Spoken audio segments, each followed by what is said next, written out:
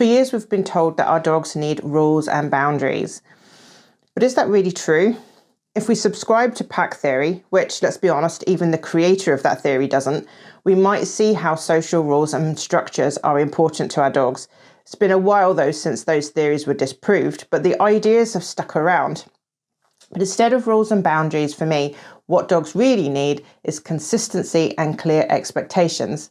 Obviously, there are similarities and there's some crossover. When you apply a rule or boundary consistently and the expectations are clear, then that can be helpful to your dog. But it's not the rules and boundaries that are solving the problem in this case. It's the consistency and the clear expectations. And that can be applied to any training or behavior theory. Something clients often tell me that they find stressful with their own dog's behavior is unpredictability. When their dog might be fine in one situation, but then isn't in another. How are they supposed to manage that? How do they deal with that? It's very stressful for them. Stressful for our dogs too. And actually, humans are even worse for being inconsistent than dogs are. So we can only imagine what they're going through. Dogs also need secure attachment to feel safe and content. When we focus on feeding rituals, asserting status outdoors, imposing rules, dogs should be here and not there, then all we can do is diminish their feeling of security, and that can wreck their confidence.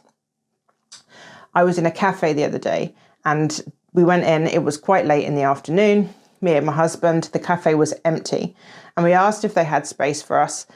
The person that greeted us at the door looked around the restaurant, which was empty, and then looked at her colleague and said, "Can we do this?" And the colleague just kind of went, "Well, yeah, of course." So we got sat down. This employee was not inexperienced when she served us, when she took our order, when we asked her questions. She was very skilled at all of that, but she had lost her confidence about booking people in, even in an empty restaurant. And what that says to me is that there are too many rules, that she has been probably told off or punished somehow for getting something wrong once, and now she's afraid to make that decision on her own.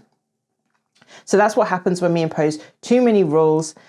We ruin that sense of security, and that staff member then was not confident enough to book us in, even in a really empty restaurant.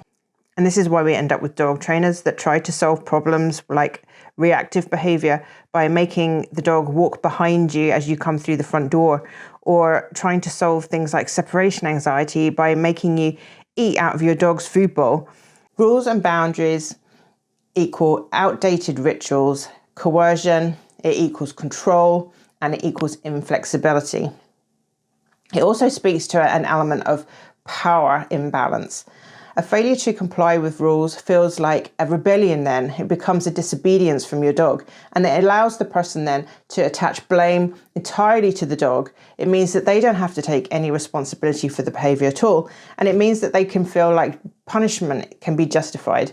All this does, though, is it diminishes confidence and resilience in your dog. It increases the fear to make mistakes, as we just found out. And it leads to a bunch of very anxious dogs that can't relax and are constantly in appeasement mode because they don't know how to please people.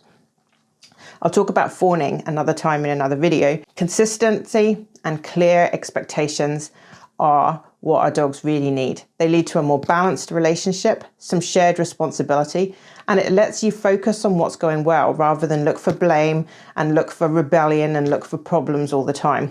It creates a secure attachment, which leads to safety, and it gives the dog a confidence to try and learn new things. So for me, it's all about the consistency and clear expectations, which you can apply to all of your training methods.